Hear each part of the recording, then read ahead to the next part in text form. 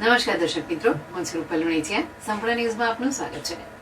શ્રી રબારી સમાજ પ્રગતિ મંડળ ધાનેરા દ્વારા આયોજિત રબારી સમાજ શિક્ષણ રથનો સમાપન સમારોહ અને નવીન શિક્ષણ સંકુલનો ભૂમિપૂજન સમારોહ શિક્ષણ સંકુલના ભૂમિદાતા ધારાસભ્ય માવજીભાઈ દેસાઈ સહિત સંતો, મહંતો અને રાજકીય તેમજ સામાજિક આગેવાનોની ઉપસ્થિતિમાં યોજાયો હતો.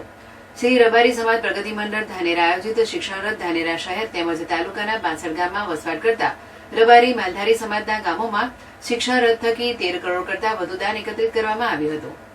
લાભ પાંચમથી શરૂ થયેલ શિક્ષણ રથનો સમાપન સમારોહ અને નવીન શિક્ષણ સંકુલનો ભૂમિપૂજન સમારોહ ધાનેરા ખાતે શિક્ષણ સંકુલના ભૂમિદાતા અને ધારાસભ્ય માવજીભાઈ દેસાઈના અધ્યક્ષસ્થાને અને સંતો, મહંતો તેમજ સામાજિક અને રાજકીય આગેવાનોની વિશેષ ઉપસ્થિતિમાં યોજાયો હતો.